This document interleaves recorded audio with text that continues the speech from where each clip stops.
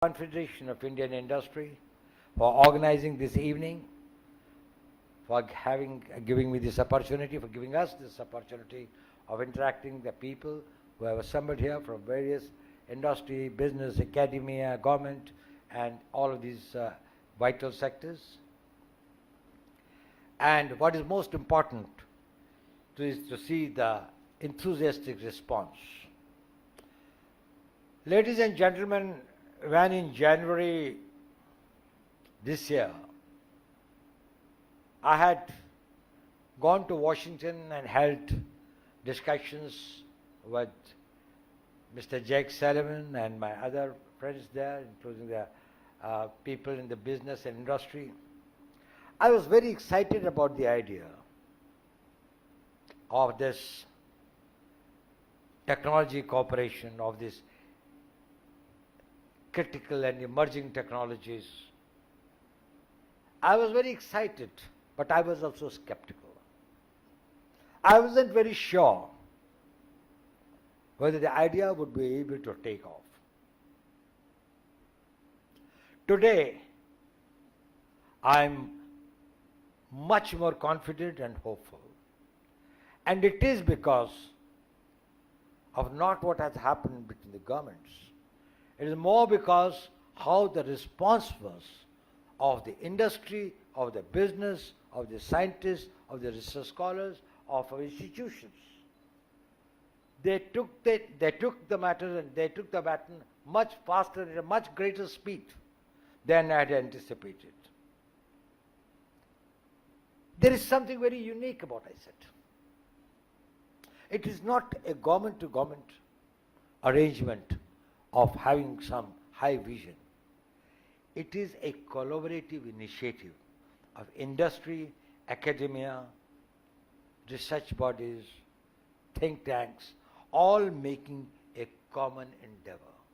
A common endeavor to see India and United States in a different orbit, to give an orbital jump to our strategic relationships where we are able to build the capabilities, where we are able to exploit the opportunities and work on the great complementarities that we have got and the opportunities that lie ahead. I am very happy to see, as was very evident from the wonderful things by the Director General of the CII about the achievements, a very short span of 6 months.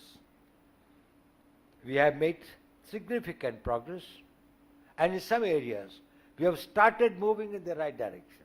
And it is not only what's happening at the governmental level, but more importantly what's happening at your levels, as was this in the working sessions. We have been able to kickstart the Indo-US Quantum Coordination Mechanism.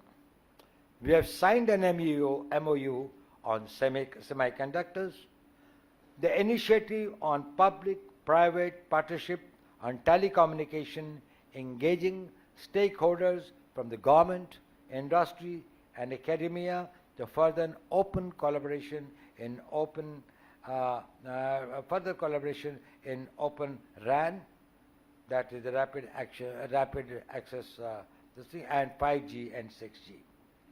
The detailed dialogue on biotechnology is being held. Important exchanges on cooperation and artificial intelligence have taken place, and positive momentum under the defense and space pillars. I do hope, and I'm very optimistic, that in near future, under each one of these heads, you will be hearing more specific, more tangible results that have been achieved and how we have been able to move forward. Most importantly, we have established a strategic trade dialogue. It will serve as a platform to address regulatory barriers and issues relating to export control. It is a very important element in this entire matter.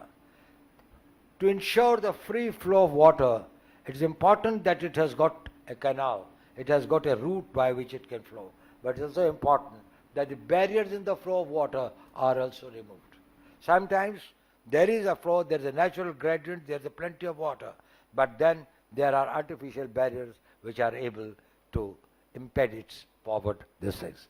We do hope, and both the governments are committed, that we will try our best to see how simple, how easy we can make it for our industry, for our investors, for our entrepreneurs to see that they can move ahead. These initiatives are pointers to what we can achieve together for the good of our people, our region and world at large. They are clear where we are. We are also clear where we want to be. And we are also confident that we have got the cooperation of all of you. I am particularly grateful to NSA Jake Sullivan, who has contributed tremendously to that. It was his idea that let it not only be the government, bring the private sector in a big way. And Jake, what a great idea it was, and thank you very much for that. We highly appreciate your initiative. He has invested tremendous efforts and tremendous ideas and the thoughts in really bringing it to this position. The potential of our complementaries and cooperations are immense. Today's dialogue, second in the series, is important. We have had some discussions, but we are going to hold more detailed discussions on this subject tomorrow.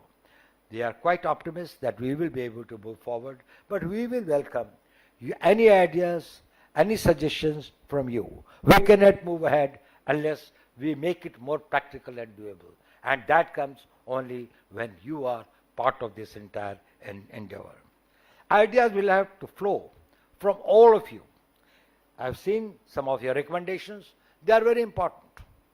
They will help us in mapping out and in charting the future course of action. Innovation and enterprise and spirit of partnership has to be part of your philosophy as well. If you are looking at this thing, it will involve certain amount of innovation, entrepreneurship, risk-taking, thinking big, and going for big ideas. It is good to dream big ideas, but it requires the people of sinews and the guts like you who can make those ideas real. To conclude, I see the future of ICET very bright.